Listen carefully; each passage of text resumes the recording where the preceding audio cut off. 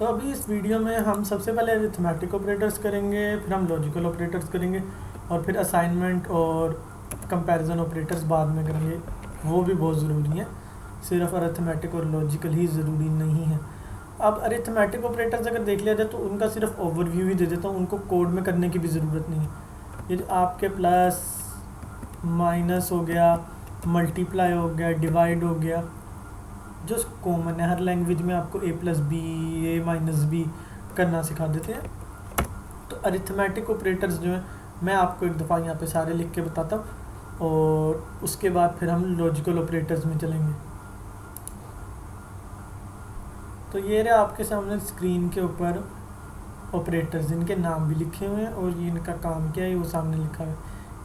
A5 है, B2, ठीक हो गया। अब कोड में आप हमेशा ये करते हैं, इनको आप कंसोल, मैं आपको कंसोल पे लेके जाता हूँ और फिर बताता हूँ मैं इसको कि अगर मैं इनको कंसोल लॉग करवाऊँगा तो होगा क्या।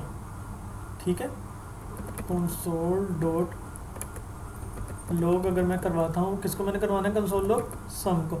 अगर मैं सम को कंसोल लॉग करवा देता हूँ a प्लस बी कर देगा। अगर मैं यहाँ पे डिफरेंस को कंसोल लॉग करवाता हूँ तो वो 3 कर देगा। ठीक है, अब यहाँ पे प्रोडक्ट को मैं अगर करवाता हूँ कंसोल लॉग, प्रोडक्ट मतलब मल्टीप्लाई हो रहा है, कोशंट डिवाइड हो रहा है, रिमाइंडर जो है वो आपको जो बच गई वैल्यू वो निकाल के दिखा देगा। अब यहाँ पे प्रोडक्ट आपको कंसोल लॉग में दिख गया, इसका आप डॉक्यूमेंट डॉट राइट से भी करके देख सकते हैं, मैं कंसोल में दिखा रहा हूँ आपको। तो कोशंट हमने कोशंट कर लिया। हाँ, कोशंट में अगर हम देखते हैं तो 2.5 दिखा रहा है हमें, और यहाँ पे हमारा एक रहेगा रिमाइंडर। रिमाइंडर हमारा उसने 1 दे दिया। अब ये जो इंक्रीमेंट और डिक्रीमेंट दिख रहे हैं ना, अभी इनको यहाँ से रहने देते हैं, फिर हम अगर लूप्स पे आएंगे ना तो इंक्रीमेंट को वहाँ पे आपको दिखाऊंगा मैं। इंक्रीमेंट क्या कर रहा है, अगर 1 है उसको प्लस प्लस करें तो 1 के बाद जैसे आई प्लस प्लस लिखते हैं तो जो आई के अंदर वैल्यू आ रही है वो बार बार लूप में ना प्लस प्लस प्लस प्लस होती जा रही है। यही माइनस में वो बार बार माइनस होती जा रही है। इंक्रीमेंट और डिक्रीमेंट मतलब इंक्रीज़ हो रही है और डिक्रीज़ हो रही है। अब लॉजिकल ऑपरेटर्स को देख लेते हैं।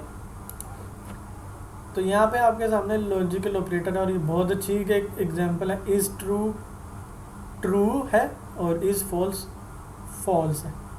ठीक हो गया। अब यहाँ पे कंसोल लॉग में पहले क्या बताया जा रहा है कि एंड। अब एंड को आप किस तरह से समझ सकते हो, यहाँ पे ना पहले मैं आपको ना एंड गेट दिखा देता हूँ। एंड गेट, उससे ना आपको समझ आएगी, ये सबसे बेहतर है तरीका समझने का।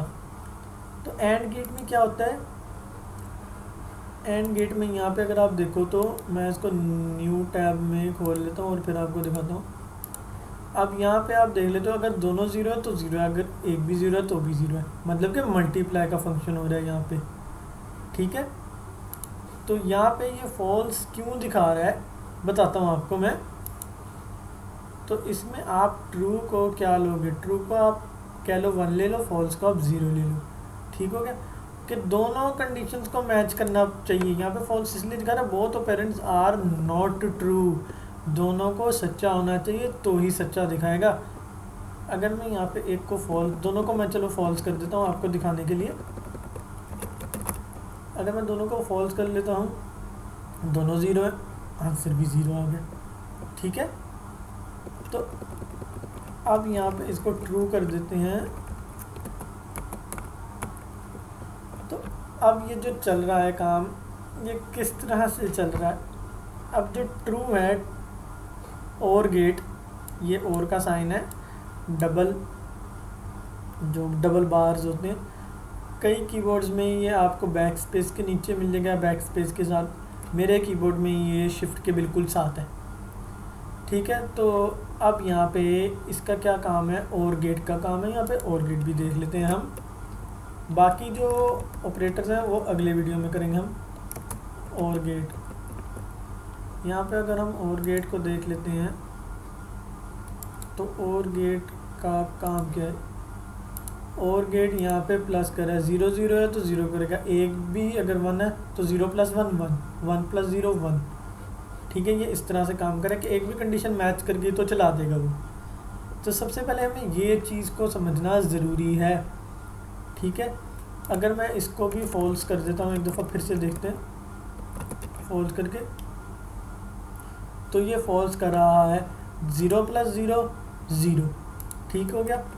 अब यहाँ पे जो है नॉट, नॉट क्या, नॉट ऑपोजिट कर देगा, इन्वर्टर होता है नॉट, ठीक हो गया। नॉट गेट देखने की ज़रूरत भी नहीं है हमें, तो अगर 0 है तो 1 कर देगा, 1 है तो 0 कर देगा, उस पर एक ही आउटपुट होता है नॉट गेट पे। चलो नॉट गेट भी देख लेते हैं।